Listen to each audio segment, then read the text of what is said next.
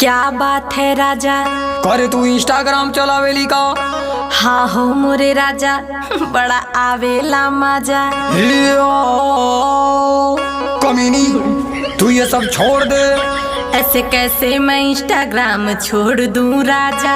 अभी टाइम है जाने मन, तू होश में आ जा। इसमें क्या है बुराई आप ही बताओ ना। देखो पूरे गांव में मेरी नाक तुम कटावो ना। अरे राजा जी इसमें पैसा बहुत मिलता है। तेरी वीडियो से कितनों का नियत बिगड़ता है। जो जैसा सोचता है सोचे, उसमें मैं क्या करूं।